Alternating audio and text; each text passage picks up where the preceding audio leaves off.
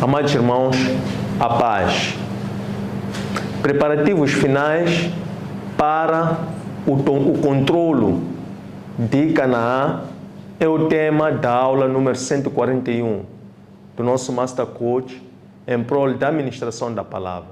Estudo este que vai incidir sobre as Escrituras Sagradas, livro de Números, dos capítulos 20 até o capítulo 27, complementado com o líder de Deuteronômio, capítulo 34, versículos 1 até número 12. Este trabalho, esta ministração, resulta do momento anterior que, em separado, procedemos a um estudo vertical, a um estudo teológico, para poder de lá extrair substância, para que através de uma pregação ou de um sermão extemporâneo, de um sermão que é liderado pelo Espírito Santo, não obstante uma preparação temática, nós procedermos aquilo que é a ministração do Evangelho em sede da Assembleia, como uma forma de contribuir para a edificação da Igreja. Este programa visa o alcance de 4 principais objetivos. O primeiro destes é o de apresentar o Espírito Santo enquanto a terceira pessoa da Trindade.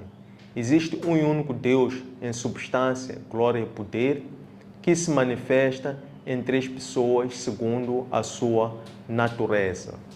O segundo objetivo é o de estimular o hábito da meditação contínua às Escrituras Sagradas, para que, desta forma, possamos não só conhecer a vontade do Senhor, mas também possamos conhecer os seus atributos estes, que é a forma como o Senhor não só se apresenta ao seu povo, mas também como o Senhor dá a conhecer o seu plano escatológico de condução do seu povo até a Cristo, pois somente as Escrituras Sagradas é que são a profecia.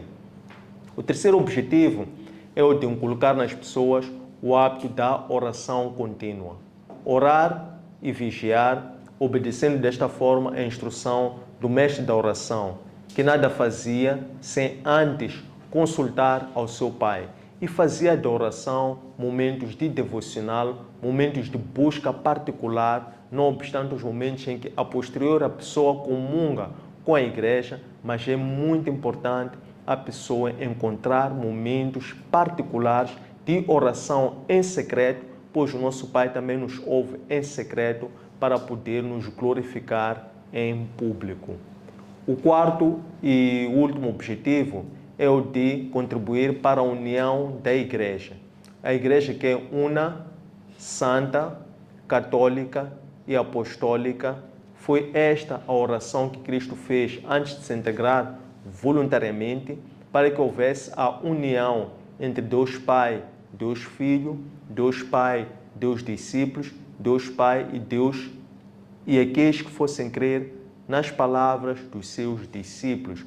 Por intermédio do cânon, nós encontramos uma verdadeira forma da igreja poder se manter unificada para poder cumprir aquilo que são os desafios ou a missão da igreja, pregar o Evangelho dentro e fora dos tempos, conforme apregoou o apóstolo Paulo. Queremos desta forma olhar assim com mais cuidado, mas em primeiro lugar apresentar aquilo que é a estrutura do estudo de hoje.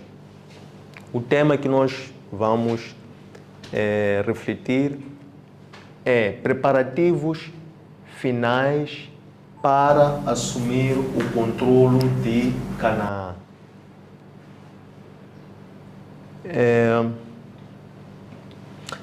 Para materializar os interesses daquele tema, porque o tema é uma orientação para aquilo que é o assunto, nós vamos explorar este assunto em vários livros. Então vai ser um sermão temático, mas expositivo, na medida em que vamos explorar um tema e o sermão em si vai ser dado não só observando esta sequência como uma forma de seguir um método que conduz a compreender uma mensagem, mas também vai ser fundamentalmente orientado e inspirado pelo próprio Espírito Santo, que é aquele que ministra ou que guia a igreja para o alcance da missão escatológica da igreja do Senhor. Na verdade, é o Espírito Santo que nos guia para compreender os desígnios do Senhor e, por último, o pregador deve sempre se fazer vulnerável para se submeter, não obstante uma preparação prévia, mas sempre tem que procurar se submeter àquilo que é a vontade do próprio Espírito Santo, porque ele é quem ministra pelo próprio pregador. Então nós temos este tema, vamos subdividir em 6 partes.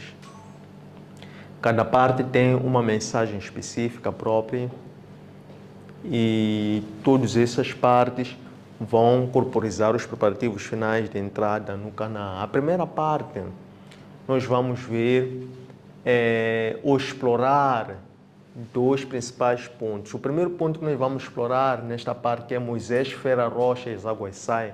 Vamos primeiro explorar o atributo de Deus ou aquilo que é um dos substantivos de Deus, que é águas vivas. Então, aqui nós vamos ver o que representa Cristo como sendo a rocha, Cristo como sendo a fonte da água, Cristo como sendo águas vivas, por um lado. Mas ainda na primeira parte vamos explorar um dos frutos do Espírito Santo que se chama mansidão. Vamos ver aqui no primeiro ponto a mansidão, como é que ela operou em Moisés. No momento em que Moisés foi designado como sendo o homem mais manso existente na humanidade, para um outro momento em que Moisés perdeu a mansidão para que aquela falha de Moisés fizesse com que o Senhor retirasse a promessa de introduzir Moisés na Terra Prometida, porque daquela forma Moisés expôs a santidade de Deus diante do povo. A segunda parte é Edom recusa dar passagem. Nesta parte vamos perceber que aquele conflito que houve entre Esaú e Jacó, que resultou de Jacó ter comprado a primogenitura de Deus por ter sido essa promessa que Deus tinha feito na aliança com Abraão e que depois Deus tinha falado à sua mãe Rebeca, a quem que aquela aliança deveria ser entregue. O seu irmão Esaú, por sua vez, sentindo-se traído, ele ficou irado com o seu irmão Jacó.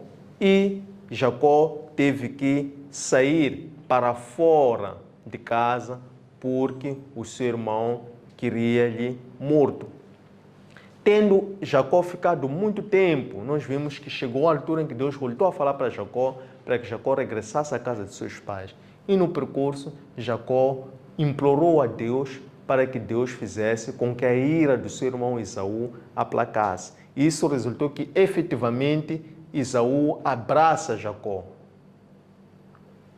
Estamos a falar de 7 gerações atrás. Mas este abraço, afinal, não trouxe uma paz efetiva, porque depois os descendentes de um e do outro, que eram irmãos, neste momento voltam a contender.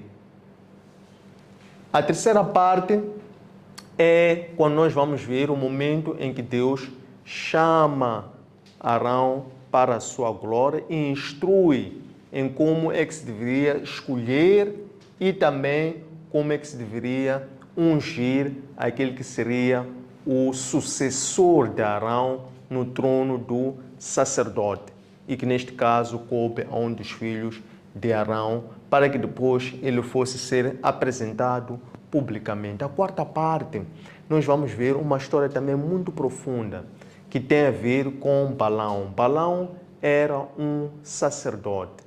Balaão era um profeta, melhor dizendo, profeta e não sacerdote.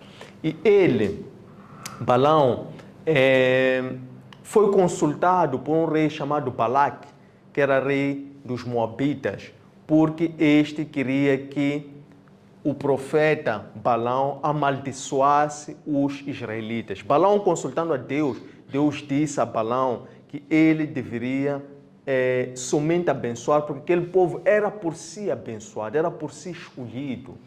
E Balaão, levando essa resposta para Balaque, Balaque não se conforma com essa resposta.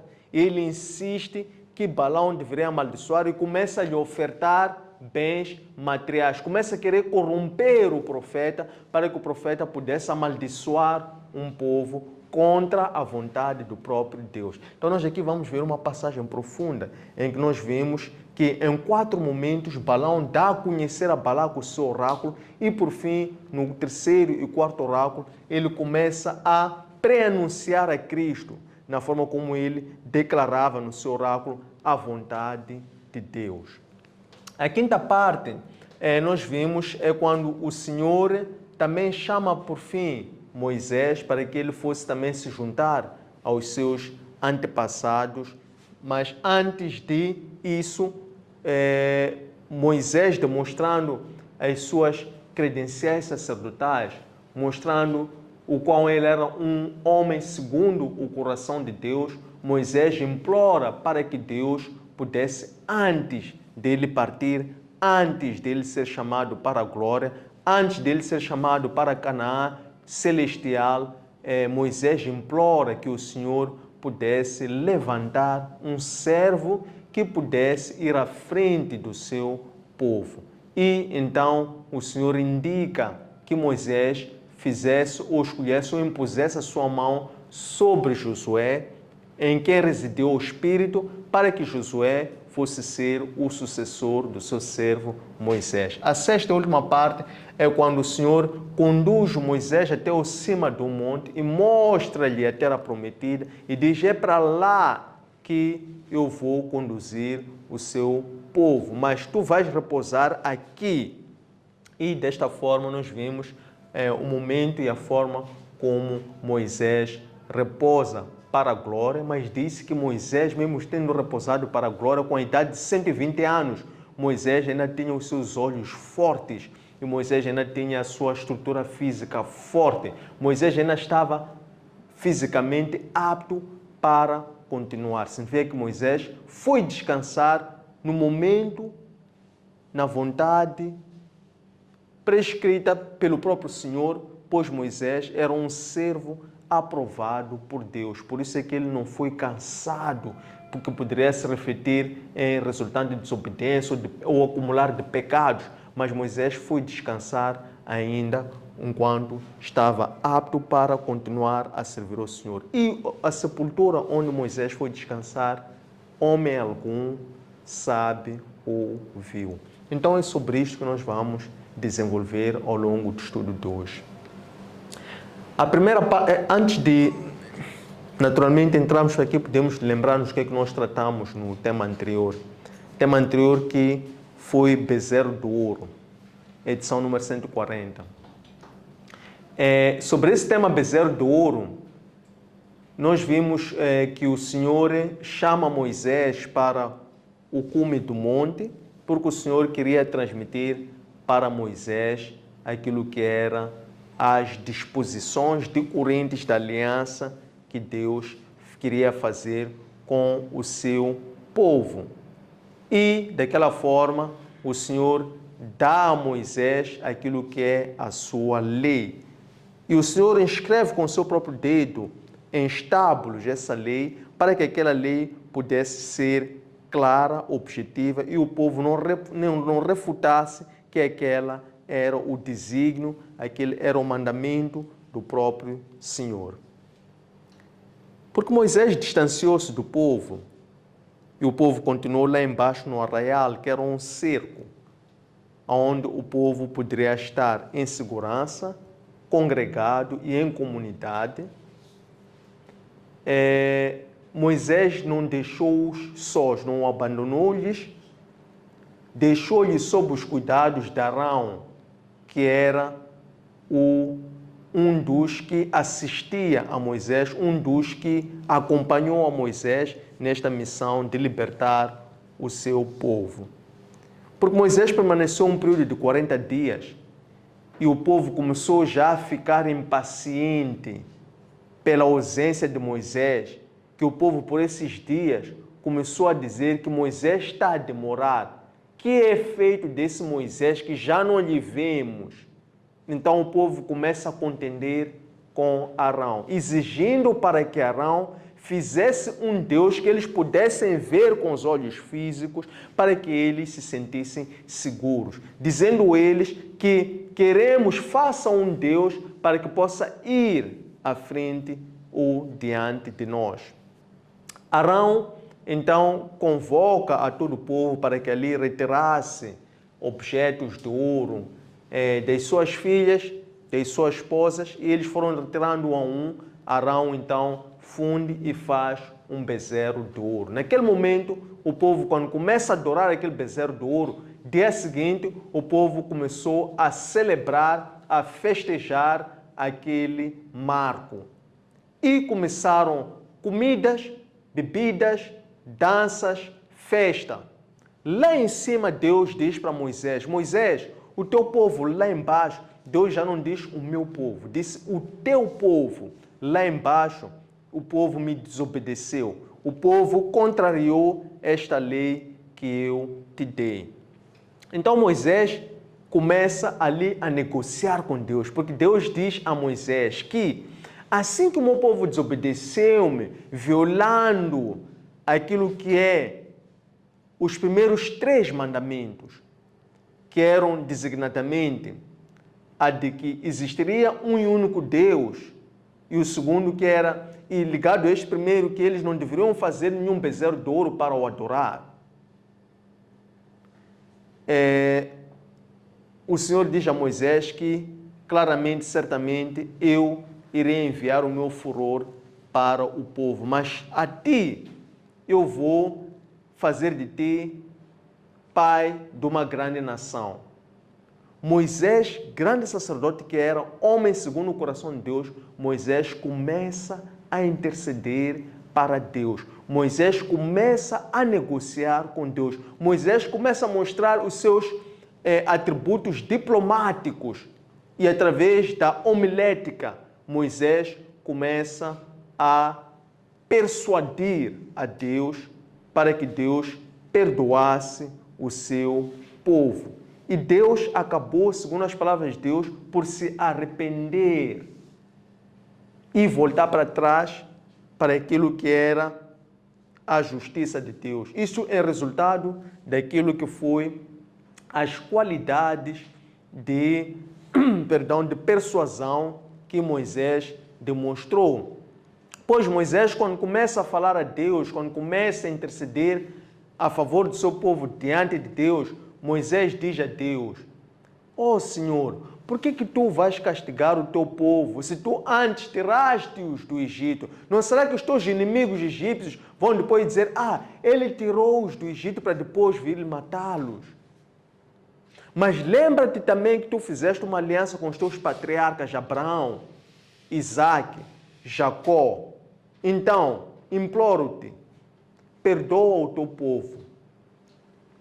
Mais adiante, nós vemos que Moisés desce, depois com as tábuas de ouro, encontra Josué, que estava a meia distância, porque Josué era este que sempre aproximava-se, ia para onde Moisés ia, aproximava-se à tenda da congregação, porque Josué também era separado. Então, Josué recebe Moisés, e Josué diz a Moisés, certamente, que lá há uma celebração religiosa. E Moisés diz que não se trata de uma celebração religiosa, mas trata-se sim de uma apostasia, de uma heresia que o povo cometeu. Moisés, chegando lá à base do Sinai, Moisés então atira as tábuas e parte as tábuas diante do povo. Desta forma, Moisés, ele, pelo fato do povo ter primeiro pecado contra o Senhor, violado, transgredido a lei do Senhor, Moisés então parte as tábuas diante do povo. Então Moisés chama a todos a dizer: aqueles que forem do Senhor, venham até aqui. E compareceu somente os levitas. Os levitas, ao terem se comparecido diante daquilo, mostra que, na verdade, quando Jacó leu a sentença, aquilo que era a herança dos seus filhos, e não deu nenhuma casa para os levitas, e desde então os levitas passaram a ser da herança do Senhor, era que realmente agora, somente os levitas, eles se apresentaram diante de Moisés para poderem fazer a justiça de Deus. E eles, cada um levou a sua espada, e naquele momento foram mortos 3.000 homens, dentre filhos vizinhos dos próprios israelitas, todos aqueles que tinham pecado com o Senhor. Então são votados anátema, são purificados todos os israelitas. Depois Moisés vem dizer que se calhar ou talvez Deus possa os perdoar. Então eu venho apresentar propiação, venho propiciar o povo para que o Senhor possa os perdoar. Então, este foi o enredo do estudo que nós tivemos na edição anterior, número 140, que tinha como tema bezerro de ouro, um Deus que busca o alcance das necessidades humanas, ou um Deus que se dispõe à vontade, ou que se submete à vontade dos próprios homens. Então, vamos agora mergulhar no tema de estudo de hoje. Nós vemos que Moisés fere a rocha e as águas saem. O que acontece aqui neste momento? Sucede que nós primeiro vemos a Deus, de acordo com o livro de Salmos, capítulo 114, versículos 1 até 8. O salmista, ele apresenta aquilo que é a glória de Deus. Ele diz que Deus é a rocha firme. Rocha é essa que susteve de água o povo durante o período de 40 anos que o povo viveu em meio ao deserto. Não obstante o salmista, nós também vemos que o próprio profeta Isaías, no capítulo 12, versículos 3 e 4, ele também apresenta Cristo dizendo que ele é a rocha, ou ele é o rochedo, ele é a água que sustenta o seu povo, que ele, o Cristo, é as águas vivas. Ainda o profeta Jeremias, no capítulo 2, versículo 13, também apresenta a Cristo como sendo aquele que dá águas vivas. Ainda nós encontramos o Evangelho segundo João, no capítulo 4, versículos 1 até 21. Nós encontramos que Cristo, ele no auge do seu ministério terreno, depois de muitos milagres que ele ia fazendo,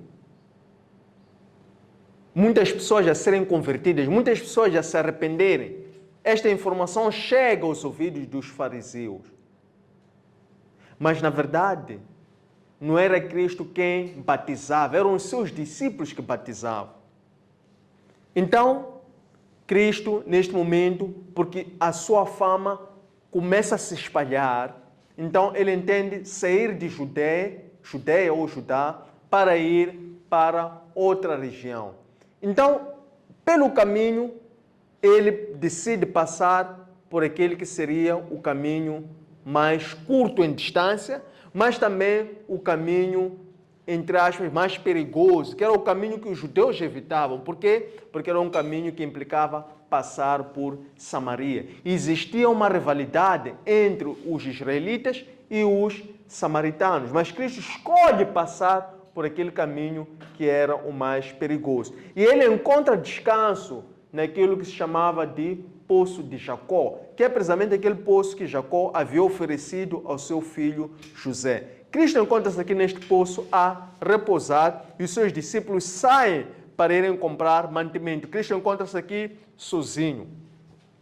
Chega então uma mulher samaritana. O que acontece é que as mulheres samaritanas eram duplamente discriminadas. Primeiro, por serem mulheres. Segundo, por serem samaritanas. Então, existia esta rivalidade histórica e também existia esta outra vulnerabilidade que esta mulher poderia se sentir duplamente duplamente, digamos que, inferiorizada relativamente aos israelitas. Sucede que ela, ao chegar ali naquele poço, ela levando o seu cântaro de água, ela chega para lá e Cristo diz para ela: dê-me a tua água para beber. E ela responde para Cristo, dizendo, porque Cristo diz assim: dê-me a tua água para beber, porque a água que eu posso te dar para beber pode saciar a tua sede e não mais poderás ter vontade de voltar para aqui. E aquela mulher responde para Cristo, dizendo assim: que água é essa que tu estás a falar? Se tu nem sequer tens cântaro de água, e segundo, este poço é muito fundo. Então Cristo vai longe dizendo para ela que se tu soubesses o dom que essa água que eu posso te dar tem, e se tu também soubesses este que irá te dar essa água, tu não irias rejeitar.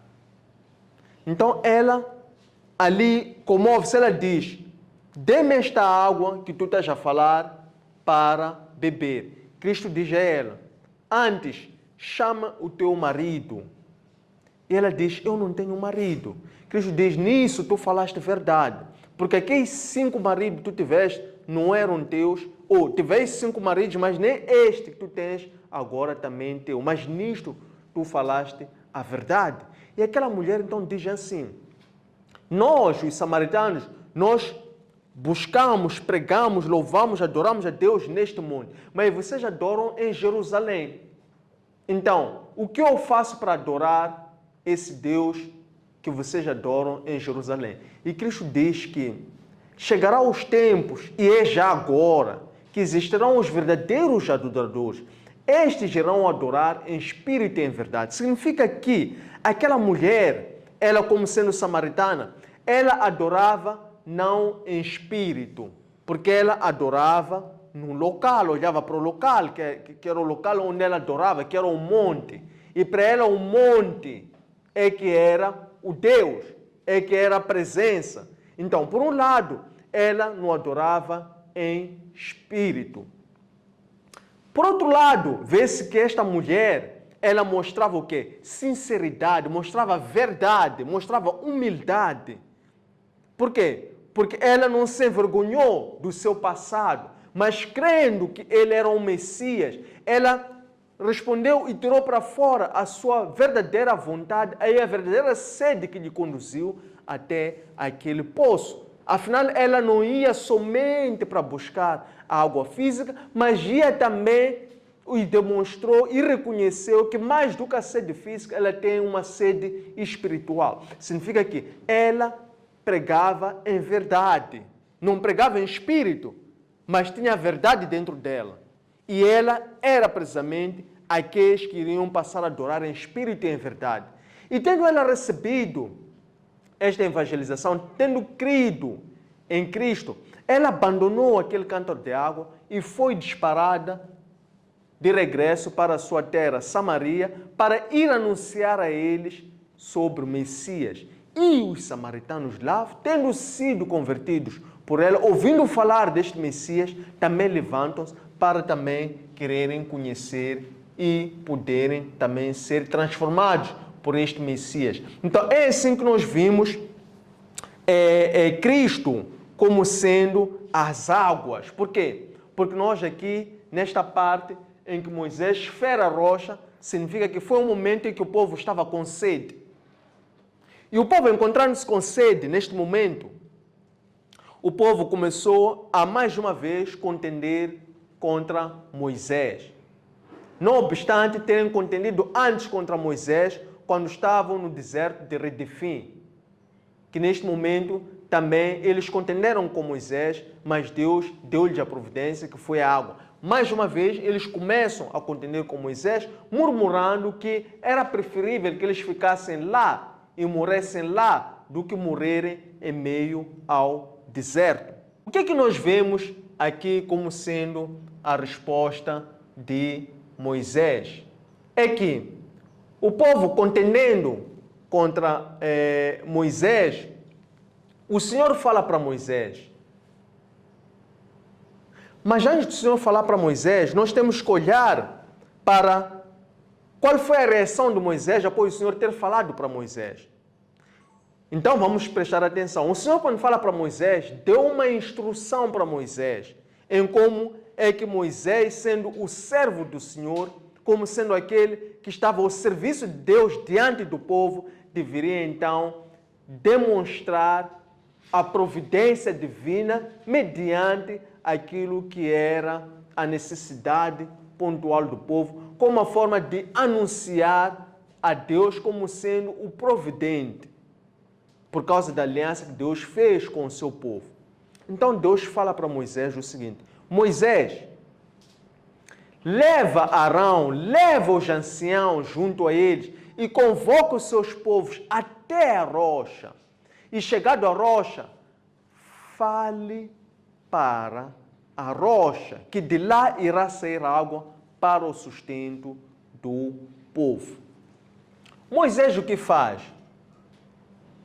É interessante notar que nesta altura acabava de morrer a irmã de Moisés, chamada Miriam. Moisés já acumulava experiências de conflitos, de falta de fé, de inconstância na fé que o povo demonstrou. O povo já havia contendido antes contra Moisés por causa d'água, por causa de fome, por causa de adorarem bezerros de ouro. Já tinham sucedido vários cenários. E agora Moisés também encontra-se mais uma vez fragilizado porque acaba de perder a sua irmã Miriam. O que Moisés faz? Moisés, ao chamar o povo até a rocha, Moisés, ao invés de falar a rocha como Deus lhe disse, para que da rocha saísse a água, Moisés fere a rocha com a sua vara 2 vezes. O que representa este facto, este fenômeno? Primeiramente, nós vemos que Moisés, ao ter ferido a rocha e não ter falado a rocha, Moisés demonstrou falta de fé diante de Deus. Primeiro aspecto. Segundo aspecto, Moisés, ao ter agido desta forma, antes Moisés disse ao seu povo: o que vocês querem? Como quem quisesse afrontar o povo por saber que ele tinha uma solução dada por Deus para poder satisfazer a necessidade que o povo tinha. Então, este ato de Moisés foi desaprovado pelo próprio Deus. Por quê? Porque Moisés, desta forma, expôs a santidade de Deus. O que representa a santidade de Deus? Representa o seu caráter puro, a sua soberania, a sua retidão, a sua verdade. Mas Moisés, ao ter cedido aos seus impulsos, demonstrou naquele momento falta de autocontrole e, consequentemente, Deus desaprovou a atitude de Moisés. Vamos mais a fundo percebendo o que diz-nos o profeta João em Apocalipse 21:5.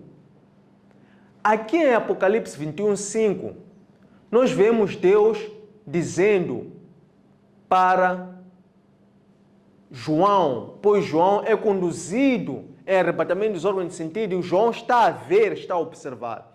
E João vê o Senhor a fazer novos céus e nova terra. E depois Deus começa a falar para João, dizendo que eu faço novas todas as coisas. Significa que os céus e as terras que serão novas neste período apocalíptico que João vê, representa o novo Jerusalém que depois João vê a descer como uma cidade celestial a qual iriam habitar todos os salvos. O que representa isto? Conjugado com 2 de Coríntios capítulo 15, versículos 15 a 17, nós vemos que o Senhor fala, dizendo que aquele que é nascido de Espírito, nova criatura faz-se. E ao fazer-se nova criatura, já não vive em função da carne, mas vive em função do Espírito. Por quê? Porque o Senhor faz sempre novas todas as coisas. O que significa isto? Significa que Moisés ficou apegado a uma fórmula antiga. Porque antes, em Êxodo capítulo 17, quando estavam no deserto de Redefim, onde o povo contendeu com Moisés por sede, Deus disse para Moisés: Moisés, pega a tua vara e fere a rocha. E Moisés assim fez, e saiu a água da rocha. Mas agora Deus, que faz novas todas as coisas, disse para Moisés: fale a rocha, e dessa rocha sairá água. Mas Moisés, porque estava mais agarrado àquilo que eram os seus sentimentos de frustração com a infidelidade ou a falta de fé do povo, Moisés cedeu aos seus impulsos e deixou de cuidar ou descuidou-se em obedecer a instrução tal e qual Deus tinha lhe falado naquele momento, que era diferente de como falou antes. Mais uma vez, agora estão no outro deserto. Estão no deserto de Kadesh. Estão no deserto de Zin. E aqui nós vemos que esta desobediência de Moisés demonstrou a exaustão que Moisés estava. Por quê? Porque se antes, no livro de Números, capítulo 12, versículo 3, nós vimos que Moisés foi descrito como um homem muito manso. E até dizer mais, que Moisés era o homem mais manso de todos os homens que se conheciam. Por isso Deus disse em algum momento a Moisés, no estudo que nós fizemos na edição anterior: eu conheço o teu nome. O que significa? Que Deus conheceu o coração de Moisés. O nome da pessoa é a identidade da pessoa, que é o coração que Deus dá a cada pessoa. Deus disse: eu conheço o teu nome, eu conheço o teu coração. Pois Moisés tinha um coração segundo o coração de Deus. Se Moisés antes, em Números 12, 3, foi considerado o homem mais manso de todos os homens, neste momento nós vemos o Moisés que não demonstrou este fruto do Espírito Santo. O que diz-nos o novo mandamento? Colossenses 3,12 diz-nos: revestivos do quê? De benignidade, longanimidade, misericórdia, mansidão. E diz mais: mas para além de tudo isso, revestivos do amor, que é o dom que está acima destes, para que vocês possam o quê? Possam se suportar uns aos outros. E ainda em Gálatas, capítulo 5, versículo 22, nós vemos aqui o apóstolo Paulo a se referir àquilo que são os frutos. E depois é interessante notar que o apóstolo Paulo, ele depois agrupa os frutos por dizer o fruto, com uma designação que aglutinava todas as demais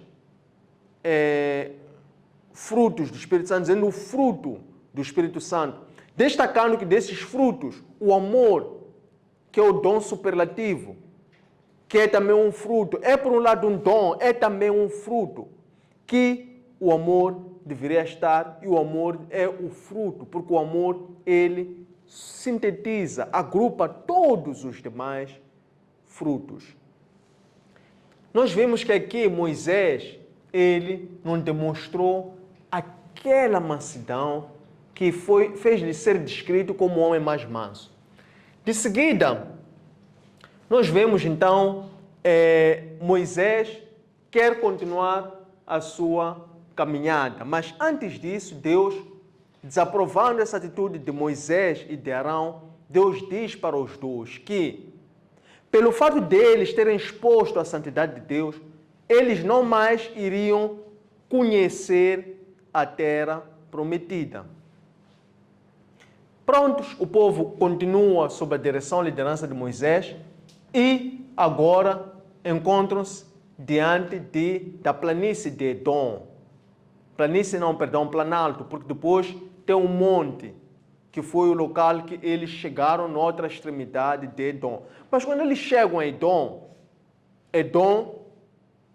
que é Esaú. Esaú significa Edom em hebraico significa roxo, vermelho, que era o significado do nome de Esaú. Israel, liderado por Moisés a conduzir o povo, Israel chega a Edom. Jacó chega a Esaú. E eles, quando chegam aqui a Edom, que é uma terra que pertence a um outro povo, mas um povo irmão dos israelitas, eles enviam um mensageiro à frente para ir falar ao príncipe dos edomitas, de forma a pedir para que eles passassem por aquele percurso. Por quê? Eles contam tudo quanto eles estavam a viver, todo aquele sofrimento, toda aquela exaustão, e de onde é que eles vinham desde o Egito até aquele ponto. E eles pedem aos edomitas para passarem por aquele caminho. E os edomitas dão uma resposta redonda, que é um não. E os israelitas continuam a apelar, dizendo que nós não queremos tocar nada, somente queremos usar o caminho, porque este caminho vai encurtar a rota que nos conduz ao nosso destino. Nós estamos a vir de lá de trás e já passamos por várias adversidades.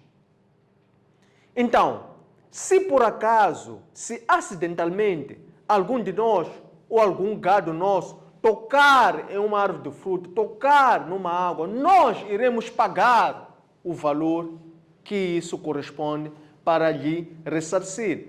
Mais uma vez, o rei dos edomitas dá uma resposta redonda, que é um não. E, para ele dar essa resposta, desce com os seus homens armados e vão para ameaçar os israelitas. Os israelitas, nem mais, eles tiveram que contornar Edom. O que é que isto representa? Nós vimos que antes, no livro de Gênesis, no capítulo 33, versículo 4, nós vimos que Esaú deu um abraço a Jacó. Mas para Esaú dar um abraço a Jacó, Jacó teve que antes lutar contra o anjo do Senhor. Isto é, Jacó teve que adquirir uma outra identidade. Jacó teve que renunciar, teve que adquirir novas vestes para que Deus lhe desse uma nova identidade. Se tu já não te chamas Jacó, mas te chamas Israel. Jacó teve antes que lutar, resistir e vencer o anjo do Senhor. E depois disso, que claro foi o resultado de Jacó ter cumprido a sua missão que lhe conduziu até aquela terra, Padan Aram, Jacó já tinha medo do seu irmão Esaú. O que é que Jacó faz? Jacó ora por Deus. De acordo com Gênesis capítulo 32, versículo 11. Jacó ora para Deus e pede para Deus perdoar a sua falha no passado e aplacar a ira do seu irmão Esaú. Somente mediante isso é que Deus fez com que Esaú perdoasse o seu irmão Jacó. E Esaú vendo o seu irmão Jacó agora, passado este período de cerca de 21 anos, Jacó, ele é recebido com um aperto, com um abraço da parte do seu irmão Esaú, e até Esaú chora no pescoço do seu irmão Jacó. Isso quando? 7 gerações atrás, 700 anos atrás. Mas aqui nós vemos os edomitas, descendentes de Esaú, irmãos dos descendentes de Jacó, que são edomitas, já rejeitaram os israelitas a passarem da sua terra. Israelitas nem mais, eles continuam a sua jornada, não se deixaram ceder nem vencer diante daquela rejeição e contornaram o território de Edom, indo mais uma vez pelo caminho mais longo, pois essa era a vontade do Senhor. Não que eles fossem do caminho mais curto, porque ainda existiam outras experiências que Deus queria que os israelitas passassem, para que eles se amadurecessem antes de chegarem à terra prometida. O que nós vemos de seguida? Nós vemos de seguida que chegam num monte chamado Monte de Ur, e então Deus fala para Arão, dizendo que iria chamar Arão para que ele fosse se juntar aos seus pais.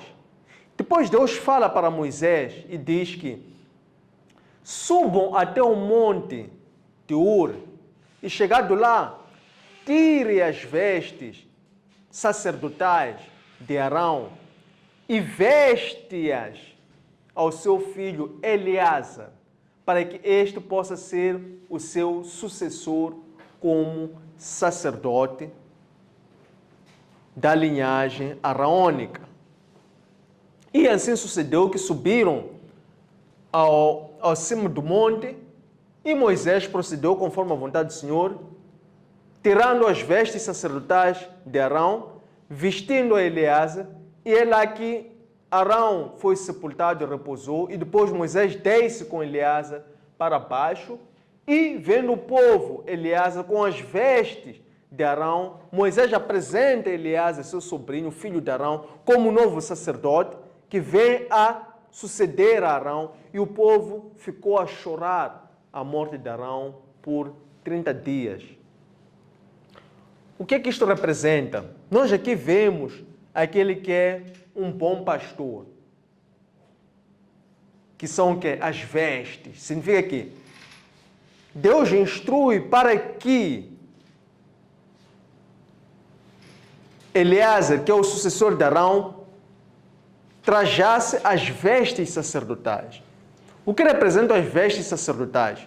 Significa ser um bom pastor, significa ser um sacerdote que iria agir segundo aquilo que é a disposição ou padrão de serviço de Cristo como bom pastor, segundo o Evangelho de João, capítulo 10, versículo número 11.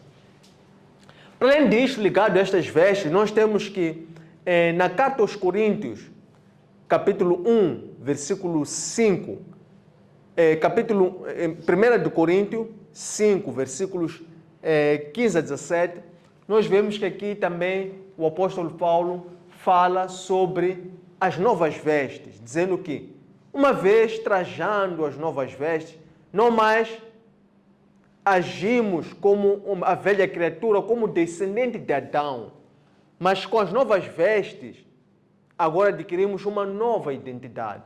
Então, é este traje que o Senhor diz para Moisés colocá-las em Eleazar, para que ele passasse a servir como sacerdote ao seu povo.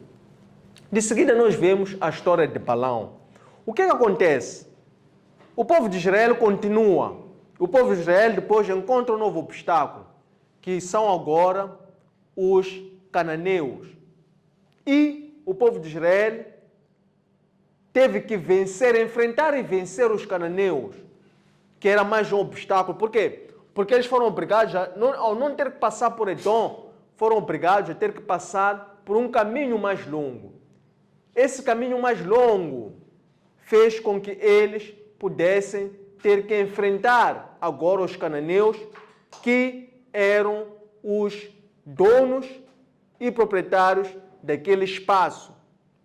Isso fez com que os cananeus viessem por cima dos israelitas, porque os israelitas eram estranhos para os cananeus, eram completamente opostos em termos de tribo e cultura. E os cananeus, então, atacam os israelitas. Os israelitas, defendendo-se desse ataque, eles acabam por passar a fio de espada todos os cananeus. Então, todo o terror, e o povo à volta vai conhecendo e ouvindo falar do poderio dos israelitas. Então, eles avançam e chegam até a entrada de uma zona que era habitada pelos moabitas.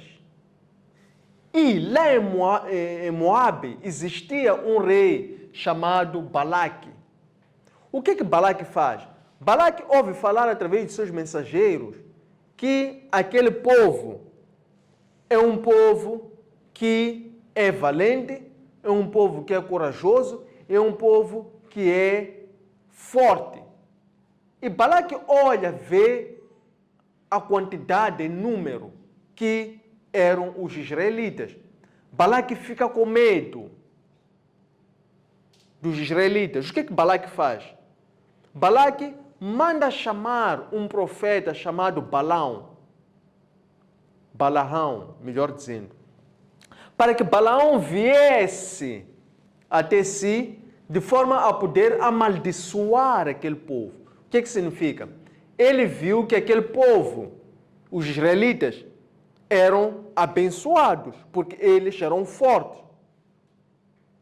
Eles prevaleciam sobre os demais povos. Então, ele manda chamar um profeta para vir amaldiçoar aquele povo. Este profeta chama-se Balaão. Balaão, quando é recebido pelos emissários de Balaque, eles chegam lá e dizem a Balaque que Balaão, que é o rei dos moabitas, chama-lhe para que ele fosse amaldiçoar um povo que ali se encontrava. Balaão dá como resposta aos mensageiros de Balaque, dizendo: eu não vou vos dar uma resposta sem antes consultar a Deus. Então, passem a noite aqui, que amanhã eu vos darei a resposta que Deus vai me dar. Quem era Balaão? Balaão era um profeta dos midianitas. Era um adivinho. E ele consulta Deus, porque Deus à noite desce até ele. Deus pergunta a Balaão: quem são estes que estão contigo? E Balaão responde que estes são mensageiros de Balaque, que vieram me consultar para que eu fosse amaldiçoar aquele povo. E Deus diz para Balaão: esses são meus eleitos, são meus instrumentos privados, são minha propriedade, é o meu povo. Esses são abençoados. Então, não vá com eles para ir ter com o rei Balaque, o rei dos moabitas, que lhe mandou chamar. E ele dá isso como resposta aos mensageiros de Balaque. Mensageiros de Balaque voltam até Balaque e levam a resposta de Balaão. Balaque, não se contentando com a resposta do profeta Balaão, ele manda de volta os seus mensageiros, mas agora com riquezas, com mais bens, para seduzir, para convencer a Balaão a ir amaldiçoar aquele povo. Mais uma vez, Balaão diz aos mensageiros que eu não vou dizer nem fazer nada que não seja da vontade de Deus. Então passe a noite aqui, vou consultar a Deus e depois vos direi algo. Então Deus fala para Balaão, dizendo: Balaão, vai com eles, mas faz somente aquilo que eu te falar. E Balaão no dia seguinte aceita sair com o povo. Balaão monta a sua jumenta e Balaão segue o seu caminho. O que aconteceu pelo caminho? Significa que Balaão já estava cego, porque já estava a agir pela sua sabedoria. O jumento que Balaão está a montar pelo caminho vê o anjo de Deus com uma espada desembainhada. E o que faz o jumento? Esquiva-se. Quando se esquiva, Balaão fere a jumenta, bate a jumenta, como se o jumento tivesse lhe desobedecido porque ele queria ir outro caminho. O caminho para ele está livre, porque ele está cego, espiritualmente falando. E o jumento está a desviar o caminho. Ele fere o jumento. O jumento continua o caminho. Mais uma vez, vê o anjo do Senhor, porque não era o caminho que Deus queria que Balaão fosse. Deus não queria que Balaão fosse ter com Balaque. Mais uma vez, o jumento vê o anjo do Senhor e se esquiva. Mas desta vez, quando se esquiva, acaba por entalar o pé de Balaão numa parede. E Balaão, sentindo aquela dor, mesmo sentindo aquela dor, Balaão não desperta, porque estava a pecar contra a vontade de Deus. Mais uma vez, ele fere o jumento. O jumento começa a falar e diz para Balaão: por que tu estás a me bater? Não sou eu que te acompanhei todos esses tempos até agora. Então, Balaão responde. Balaão está cego, está a falar com o jumento. Diz que porque tu estás a me desobedecer. Então, é quando Deus desperta Balaão e Balaão vê à frente o anjo de Deus com a sua espada. E Balaão percebe então que estava a pecar contra Deus. Balaão logo se reconhece e pede perdão a Deus. Diz: eu pequei, Senhor, me perdoe, porque eu pequei.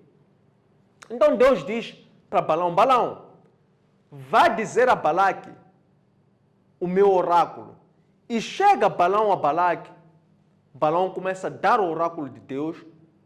E ao invés de Balaão amaldiçoar os israelitas, Balaão, a dar o seu oráculo, começa a abençoar os israelitas. E Balaque diz: mas eu te chamei e tu vieste aceitando as condições, porque o meu povo levava ofertas, presentes, e você veio. E você, ao invés de amaldiçoar conforme aquilo que foi o nosso combinado e a tua aceitação, estás a abençoar este povo. E Balaão responde: porque eu não posso dizer algo que não seja da vontade de Deus. Mas Balaque não se convenceu. Ele leva Balaão para um outro ângulo, para um outro monte, para ver a multidão daquele povo. Pensando que num outro ângulo e numa outra perspectiva, Balaão pudesse mudar de opinião. No segundo oráculo, mais uma vez, Balaão, segundo a vontade de Deus, não amaldiçoa, mas, de contrário, abençoa o povo de Israel. Não se convencendo, Balaque, mais uma vez, conduz Balaão para uma terceira perspectiva. Na terceira perspectiva, Balaão não só abençoa o povo de Israel, como também anuncia uma estrela que iria vir, descendente da tribo de Jacó, a referir-se a Davi. E depois vai muito para além, referindo-se a Cristo, como sendo descendentes daquele povo que eram os israelitas. Mais uma vez, Balaque muda de perspectiva, leva para um outro ponto e pela quarta vez, Balaão continua a dar como oráculo a bênção sobre aquele povo. Iriam vir outros que iriam dominar sobre todas as coisas.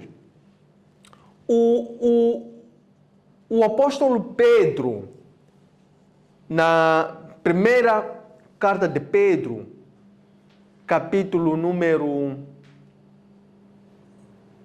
de Pedro, capítulo 2, versículos 17 a 19, o apóstolo Pedro fala sobre o profeta Balaão, dizendo que este profeta se corrompeu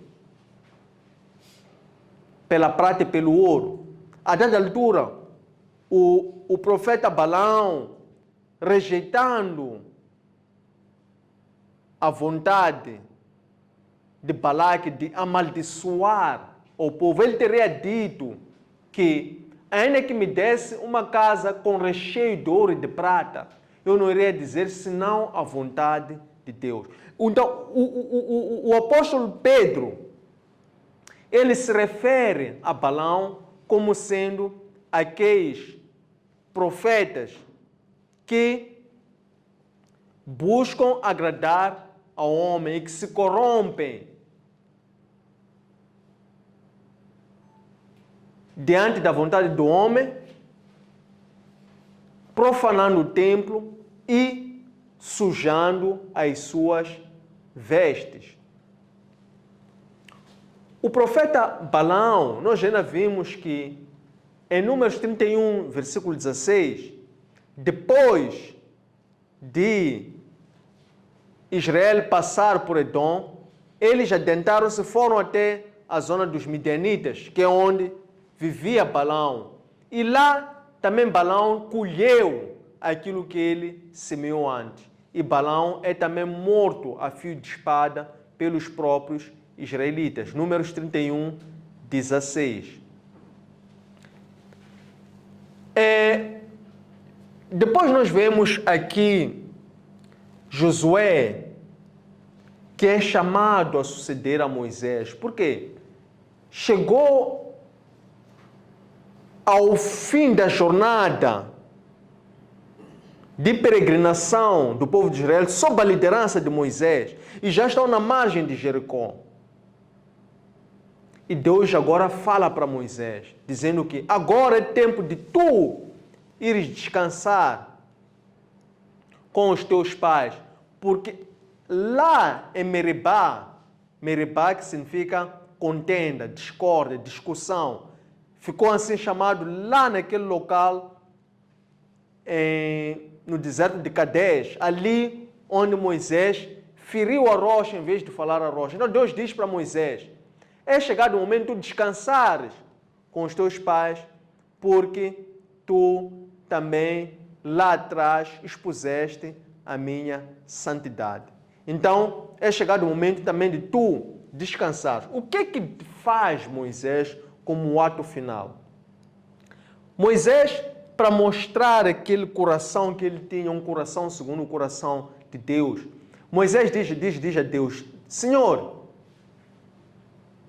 peço-te, por favor, que levantes um homem, para que este homem possa ir adiante deste povo, para que este homem possa pelejar por este povo, para que este homem possa interceder por este povo. Isto é, Moisés estava a pedir um sucessor que fosse um homem ungido por Deus para poder continuar aquela missão, para poder continuar a guiar, inspirar, a liderar, que fosse um líder espiritual que continuasse a guiar o seu povo.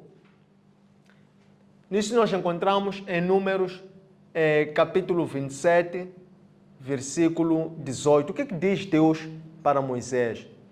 Deus diz, chame a Josué, porque nele, em Josué, reside o Espírito. O que diz no Evangelho segundo João, capítulo 14, versículo 23? Diz ali o Senhor Cristo aos seus discípulos que aquele em que nele está a minha palavra, aquele em que reside no interior dele a minha palavra, aquele em que se deixa modificar o seu coração de acordo com a minha palavra, eu e meu Pai também vivemos dentro dele. E ainda nós encontramos igual disposição sobre o viver no interior do homem, nós encontramos também em 1 de Coríntios, que também o apóstolo Paulo se refere àqueles que são revestidos pelo Espírito de Deus no seu interior.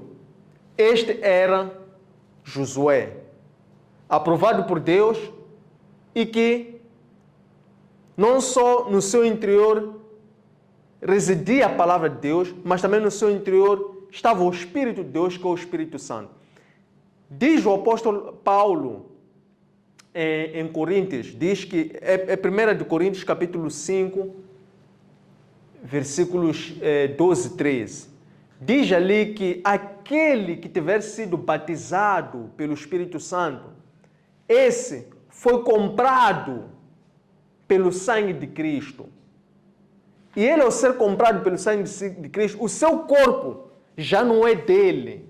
O seu corpo já não lhe pertence. O seu corpo já não busca satisfazer aquilo que são as suas necessidades e seus interesses. Mas o seu corpo é tabernáculo do Espírito Santo. Consequentemente, o seu corpo está à disposição da missão de Deus. Então, Deus diz a Moisés: chame Josué, impõe as tuas mãos sobre ele e unge-o.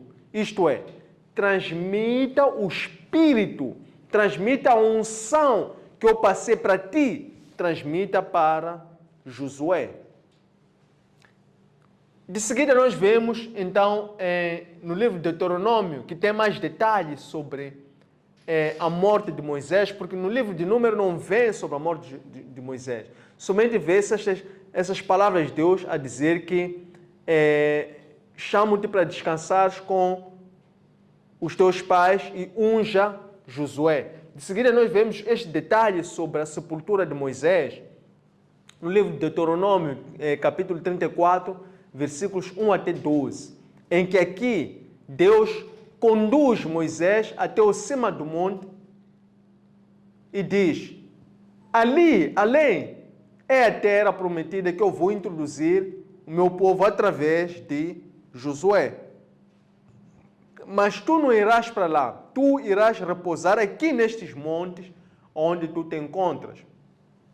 Diz a palavra de Deus que Moisés, ele já tinha idade de 120 anos neste momento, mas Moisés ainda estava firme, estava ainda saudável nos olhos, via com exatidão, tinha mobilidade física, tinha ainda capacidade de continuar a se sustentar, continuar a se sustentar, estamos a dizer sustentar por si, não estava alguém numa fase senil que dependia da ajuda das outras pessoas. Ele conseguia fazer todas as suas atividades vitais por si próprio.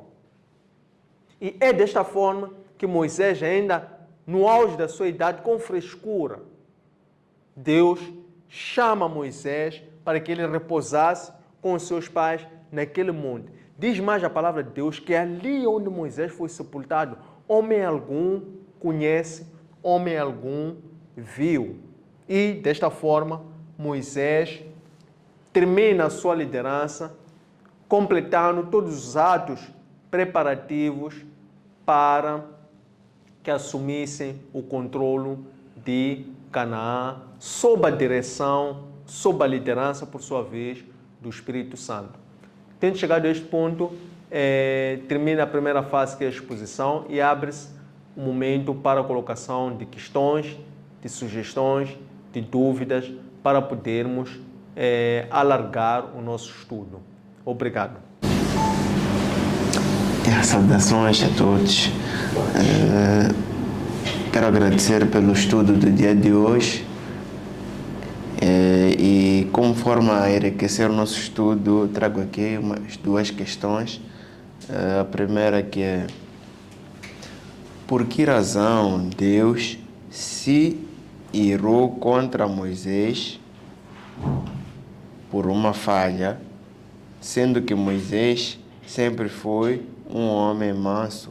O que significa trajar novas vestes nos dias de hoje? E que lição podemos tirar? Estimados irmãos, saudações. Estou muito feliz por esta oportunidade que o Espírito Santo nos concedeu de nos reunirmos aqui e também de nos ter conservado e nos ter conduzido até este lugar para bebermos desta água viva, que é próprio Cristo, que é o próprio Espírito Santo, que é o próprio Deus Pai.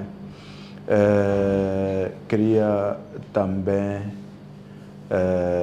em jeito destas palavras, pedir para que o próprio Espírito Santo capacita cada um de nós a ser um destes cântaros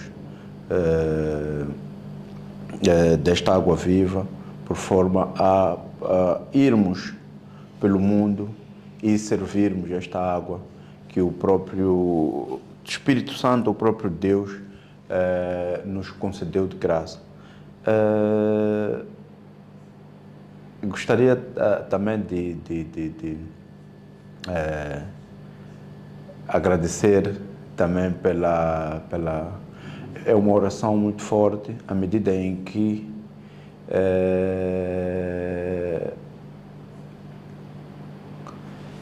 toda esta narrativa mostra-nos de que o próprio Deus, Ele, ainda que estejamos a atravessar momentos de dificuldades ou a dado momento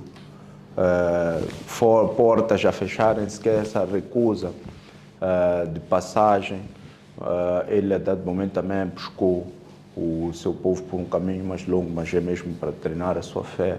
Então, pronto, grato sou por a dado momento ter compreendido através deste estudo que o próprio Deus às vezes proposita portas fechando-se diante da nossa face, nossa cara, ou para que usemos outros caminhos, porque lá Ele irá treinar melhor, irá dar-nos melhor treinamento, por forma a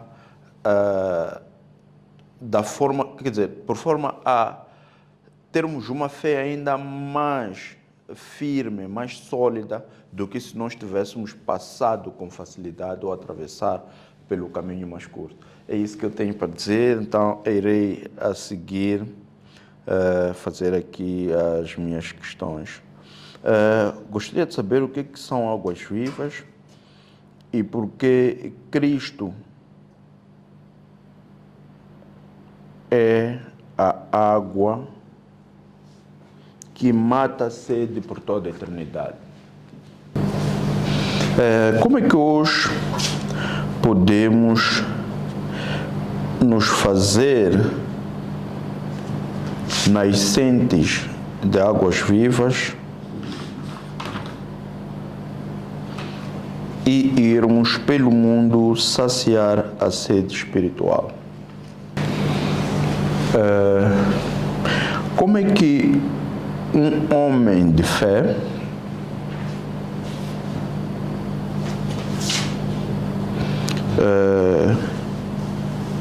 e de uma mansidão jamais vista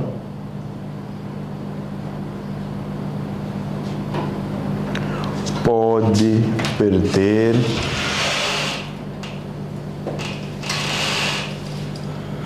a sua fé diante do Senhor? Porque Moisés não usou da sua capacidade de persuasão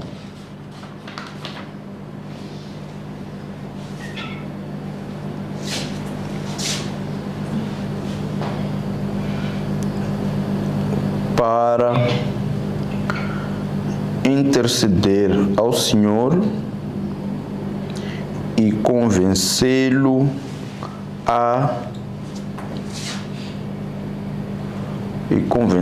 a ser ele a introduzir o povo de Israel em Canaã.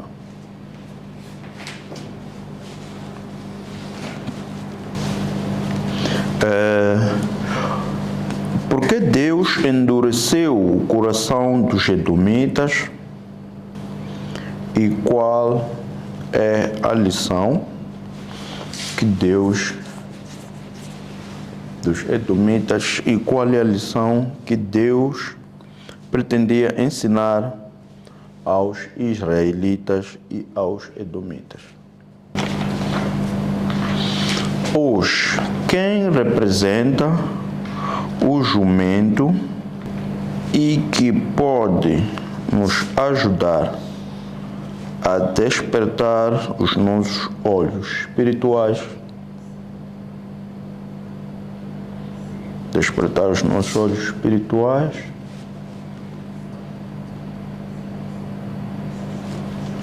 e seguir a vontade de Deus. Para finalizar, qual é a importância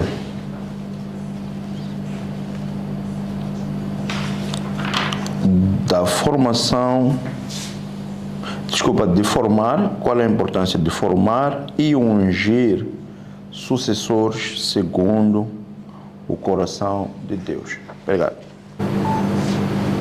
Amados irmãos, quero manifestar a alegria por vermos aqui que o Espírito operou em meio de nós até esta parte. Isso é refletido pelas questões que foram aqui colocadas. São questões que vão nos ajudar a explorar mais este tema, a buscar mais compreensão, a aprofundar o nosso entendimento, e queremos louvar a Deus também por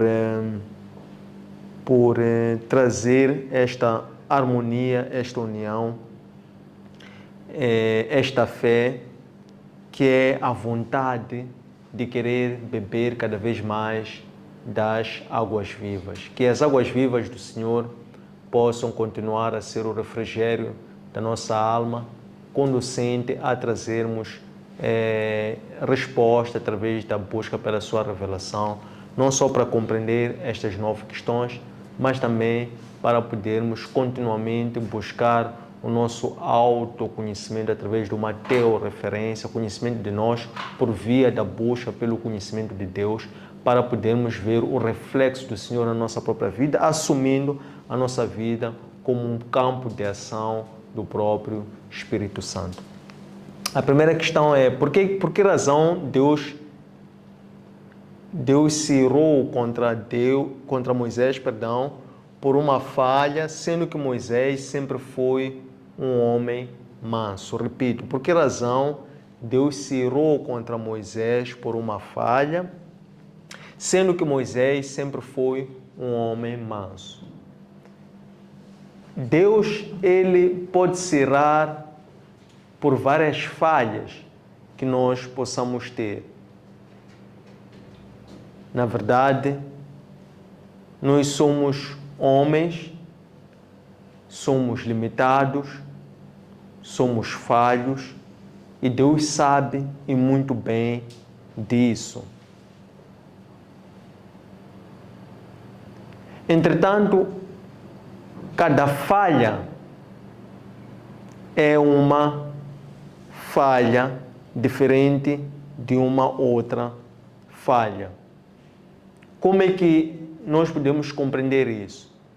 É a gravidade da falha. O que vai ser a gravidade da falha? Vai ser o impacto que a falha que nós formos a ter terá naquilo que são os planos de Deus. Ora, vejamos. Neste caso, Moisés cometeu uma falha em público.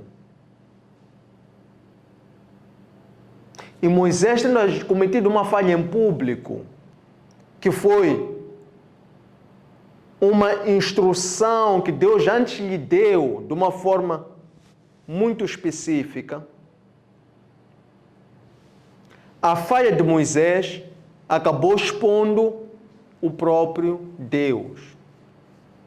Expôs a santidade de Deus. A falha de Moisés, como um sacerdote, como um servo do Senhor, iria também manchar e também contribuir para a morte espiritual de outras pessoas. Então, isto foi o que constituiu a gravidade desta falha em específico, do que resultou em Deus ter se irado para com Moisés, não que Deus tenha desaprovado, tenha excomungado Moisés, continuou a usar Moisés e se orgulhou de Moisés, porque até o último momento tratou e designou Moisés como sendo meu servo. Mas porque cada falha tem as suas consequências, esta teve a sua consequência. Toda falha que um ungido, que um homem de Deus tem a sua consequência.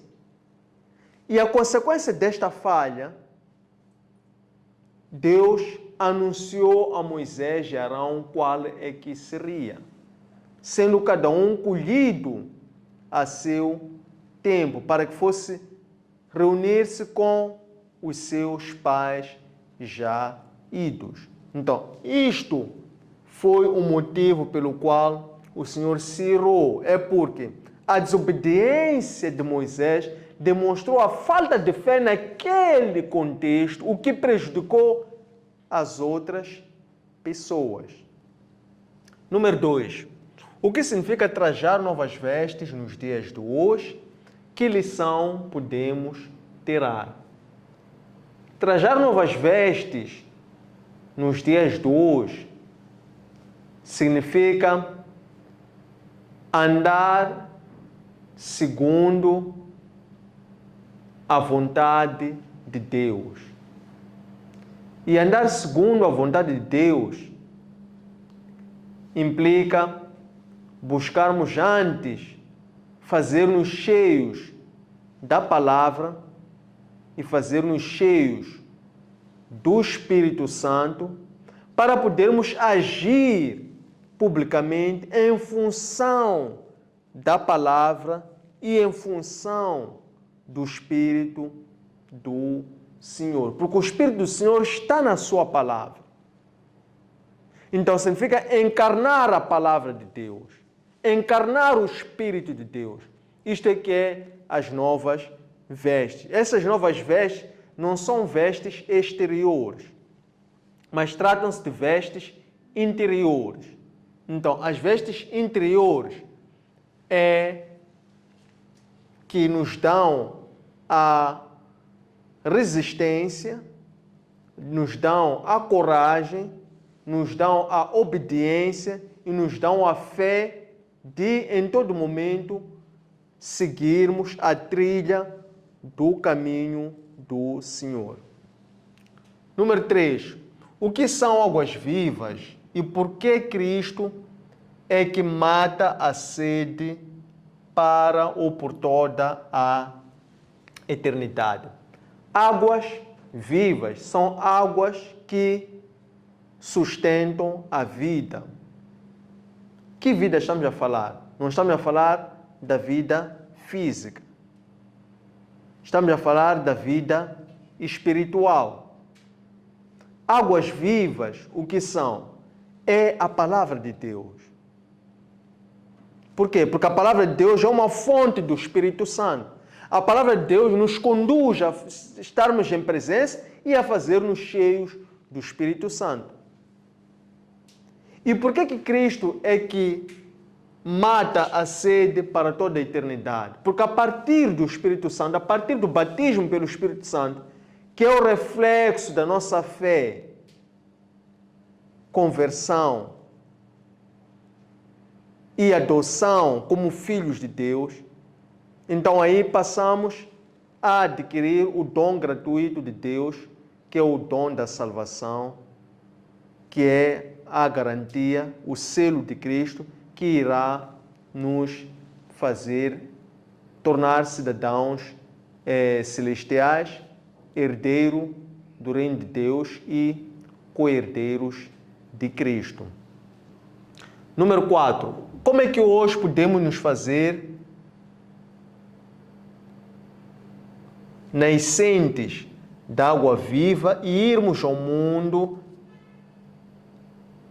saciar a sede espiritual? Repito, como é que hoje podemos nos fazer nascentes de águas vivas e ir ao mundo saciar a sede espiritual? Isto é precisamente o que fez a mulher samaritana. A mulher samaritana, ela creu em Cristo.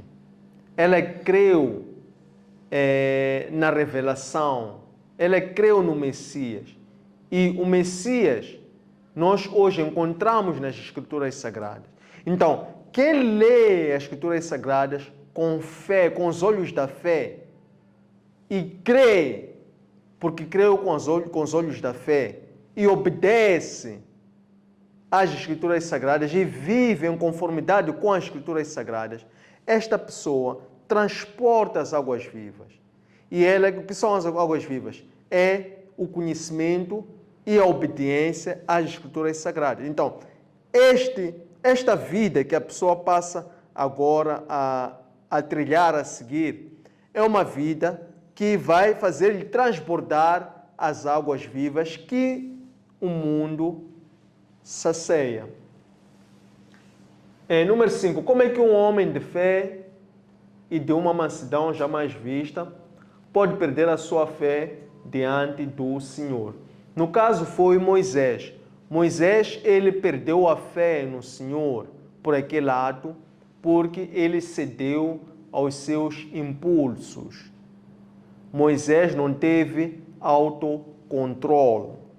Consequentemente, Moisés, a sua reação mostrou que ele se excedeu diante daquilo que era a irritação e aquilo que foi a falta de cuidado que ele teve ao gerir as suas próprias emoções em função daquilo que foi uma relutância do comportamento, da atitude do povo ao contender com ele por falta de água. Era como se Moisés dissesse: já tivemos experiências anteriores em que faltou-nos água, faltou-nos comida, mas o Senhor nos deu a resposta. E esta é mais uma dessas ocasiões, não é uma nova ocasião. Então, Moisés, ele não teve a mesma mansidão que teve nos momentos anteriores, de transmitir essa mensagem com mansidão, otimismo, positividade, fé. Então, ele aqui, a forma como ele fere a rocha e 2 vezes, fez com que jorrasse muita água, porque aquela rocha, ela ficou, por assim dizer, ficou ferida. E aquela rocha, ao ter ficado ferida, ela jorrou tanta água que refletiu aquilo que foi a desaprovação de Deus em resultado da atitude de Moisés. Então, de que forma é que nós podemos evitar isso? É sempre vigiar antes de orar. Quando nós vigiamos, estamos a aprender a ter um autocontrole sobre nós próprios. Vamos aprender a ter o autodomínio sobre os nossos impulsos. Vamos aprender a conhecer aquilo que são o quê?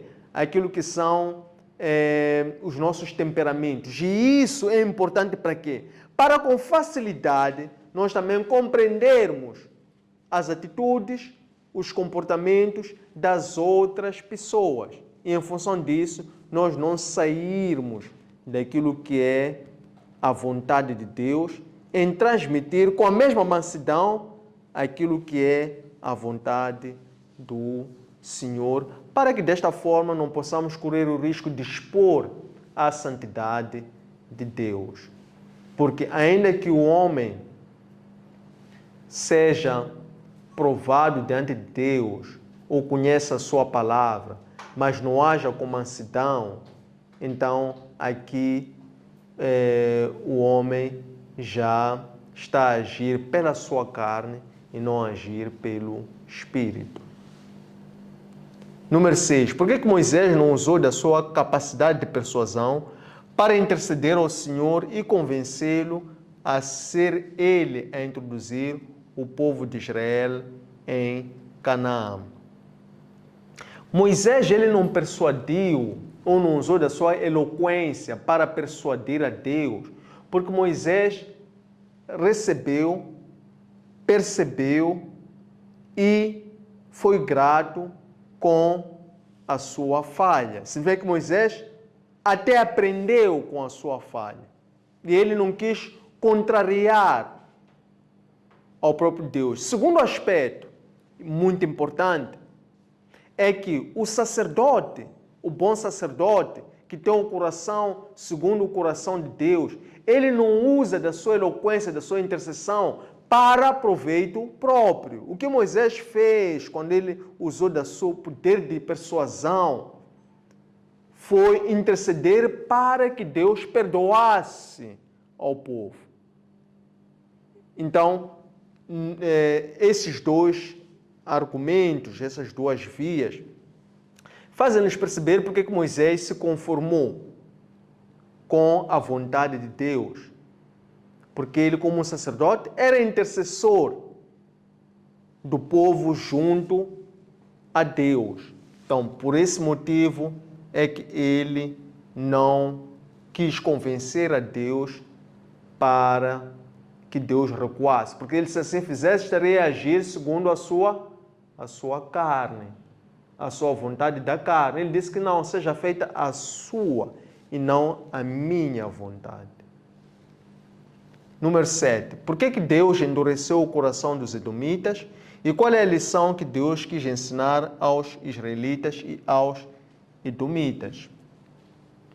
Deus endureceu o coração dos edomitas desde Esaú, quando Esaú vendeu o direito de primogenitura, que representa que Esaú ele desprezou aquilo que eram as bênçãos espirituais, trocou as bênçãos espirituais por um prato de lentilha, trocou a sua eternidade por um prazer passageiro, trocou a salvação por saciar a sua fome de querer comer um prato de lentilha.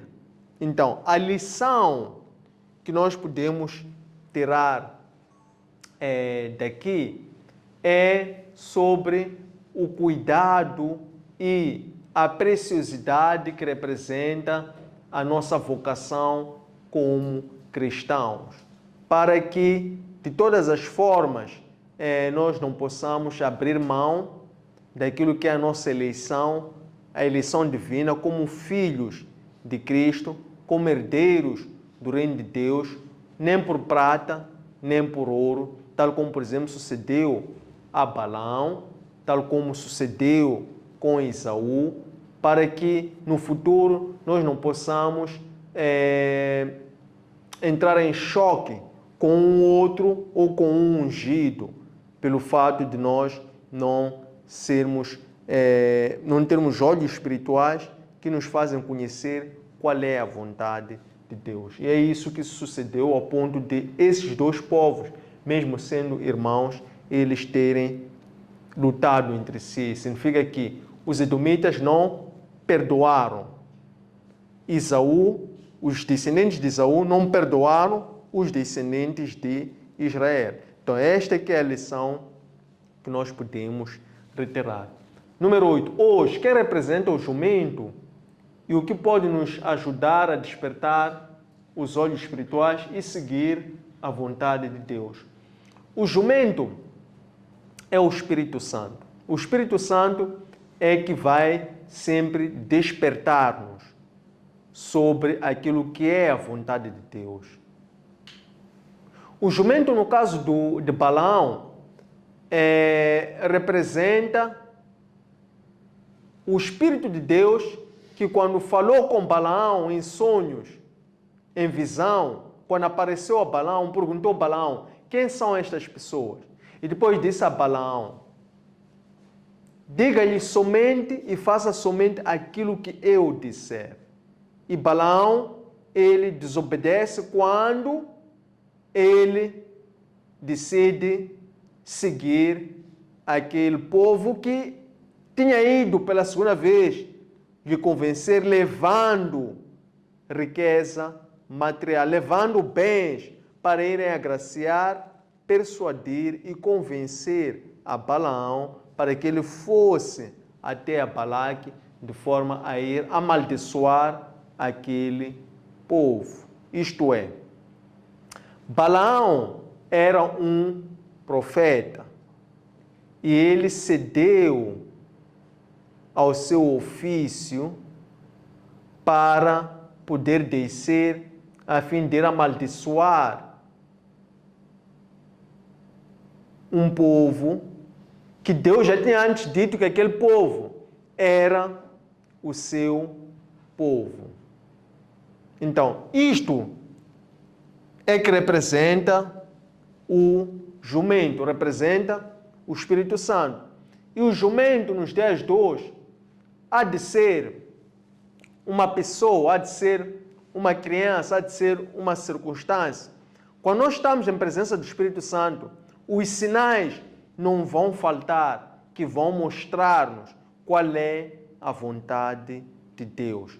Somente precisamos estar sempre em presença do Senhor para buscarmos seguir continuamente a trilha do Senhor. A nona e a última questão é: qual é a importância de formar e ungir sucessores segundo o coração de Deus? A importância disto é para se poder cumprir o plano de Deus, porque o plano de Deus não pode ser nunca abortado, nem pela vontade do homem, tampouco pela morte de um homem que seja instrumento de Deus, um homem que seja um líder levantado pela vontade de Deus. É sua missão formar outros líderes melhores do que ele é, para que estes também possam continuar com a missão de Deus, que é um plano soberano, que não depende do homem, não depende da vontade do homem, não depende da disponibilidade do homem, não depende da vida ou da saúde do homem. Tudo quanto estiver ao alcance de um líder ungido e consagrado por Deus, ele de tudo fará para poder formar, inspirar, dar o melhor exemplo possível às outras pessoas, como renunciando-se, carregando a sua cruz e seguindo os passos de Cristo. Por este exemplo, ele de tudo estará a fazer para, na sua porção, contribuir para a materialização do plano de Deus. Tendo chegado a este ponto, queremos agradecer a vossa presença, interesse, pontualidade. Deixem ficar os vossos comentários, façam like às nossas páginas e partilhem-nas com a vossa rede de contactos para que a nossa comunidade continue a crescer. Encontre este conteúdo em nossos arquivos digitais, nossas páginas de Facebook, de Instagram e de YouTube. Antônio Sende LDA, nosso aplicativo para plataformas Android, LOAP, nosso webpage www.academiaservo.com. Espero que gostem, um abraço de luz e até breve.